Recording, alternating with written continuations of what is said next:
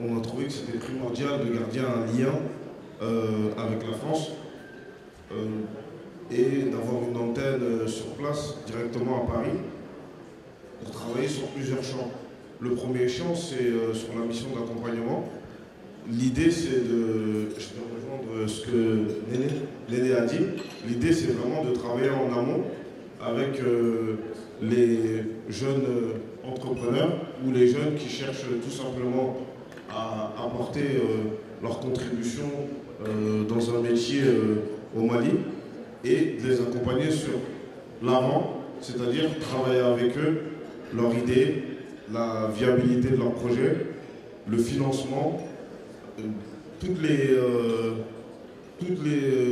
lever tous les freins avant une probable installation à Bamako qui sera faite sur, comme je le disais tout à l'heure, de l'entrepreneuriat ou tout simplement un métier dans les ressources humaines, comptable, ça peut être en médecine. Il y a pas mal de questionnements qui se posent depuis que moi j'ai parlé de mon engagement à l'Union des ambassadeurs franco-maliens. Il y a pas mal de jeunes franco-maliens qui me posent des questions sur comment on peut faire, qu'est-ce qu'il faut faire. Et l'idée, c'est aussi de créer une visibilité qui permettra d'avoir un lien fort entre ces jeunes Français et soit leur pays d'origine, soit des jeunes qui sont partis du Mali, qui ont émigré en France, soit des jeunes qui ont eu des parents qui ont vécu l'immigration et qui aujourd'hui ont fait l'école française et veulent venir s'investir au Mali et apporter leur pierre à l'édifice. L'idée, c'est de casser cette dissonance cognitive. Tout à l'heure, Jimmy parlait des identités plurielles. Ça veut dire de se dire, aujourd'hui, elle est où ma place en tant qu'être humain? Parce que je pense qu'il faut déjà se situer où on est en tant qu'être humain pour pouvoir bien se situer où on pourrait être en tant que professionnel. Et je pense que l'un ne va pas sans l'autre. Ça veut dire que l'acceptation de certaines choses dont Néné parlait tout à l'heure, elle passe aussi par l'acceptation de ce que je suis moi et qu'aujourd'hui, le Mali est un pays souverain, à sa culture et à sa façon de faire. Et aujourd'hui, il faut la respecter. Parce qu'il y a beaucoup de jeunes entrepreneurs qui viennent, qu'on rencontre et qui nous disent « Ah, mais c'est pas comme ça en France ». Mais on n'est pas en France. On est au Mali. On est des franco-maliens, mais on est au Mali. Et il faut accepter le phénomène d'inclusion qui permet justement de s'adapter et que les portes soient ouvertes plus facilement.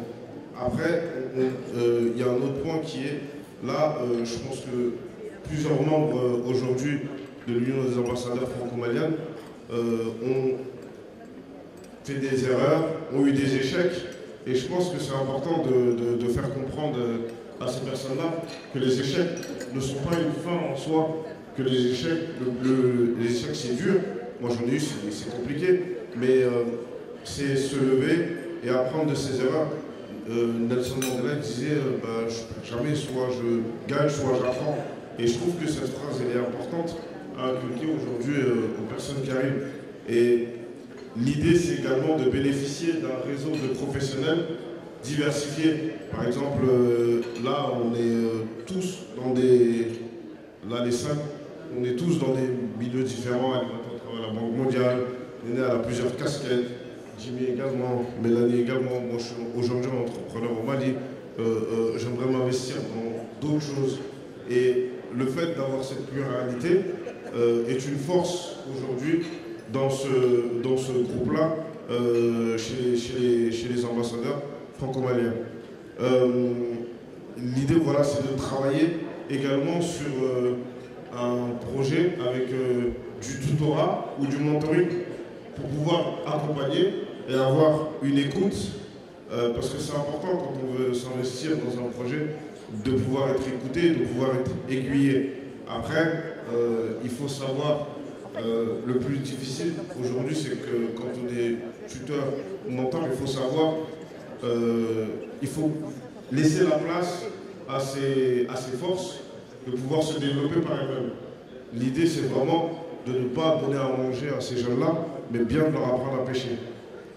Le deuxième volet, c'est voilà, la rencontre, c'est vraiment créer un réseau, pour le coup, à Paris, en France, de professionnels et d'institutions ou d'associations qui pourraient permettre de faciliter les départs. Par exemple, travailler avec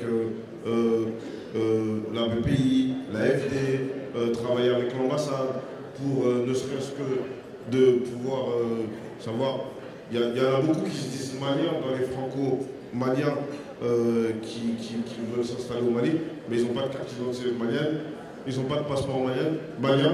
Et du coup, il y a toute cette notion de visa qu'ils n'ont pas parce qu'ils pensent, eux, être maliens. Et le dernier point, c'est vraiment d'accompagner toutes ces personnes-là sur une connaissance plus fine du pays, de la culture, et d'avoir une communication adaptée aussi au Mali. Par exemple, notre cher président Djadji m'a raconté une anecdote d'un jeune qui est arrivé de France et qui a pris le taxi. Il y en a un qui lui dit de par son nom de famille, c'est quoi ton nom de famille? Donc tu lui donnes son nom de famille et lui il lui dit tu es mon esclave. Du coup l'autre il s'énerve et pour lui c'est un manque de respect parce qu'il n'a pas les codes. Et aujourd'hui cet échange-là c'est plus un amour fraternel qu'un manque de respect. Et lui, il ne le comprenait pas. Et lui, tout de suite, il était dans une notion d'agressivité. Et aujourd'hui, l'idée vraiment de travailler à Paris, c'est au-delà de créer des partenariats forts, un réseau fort, c'est vraiment de casser toutes ces idées préconçues qui soient... j'ai envie de se dire, c'est pas plus facile d'entreprendre en France qu'au Mali.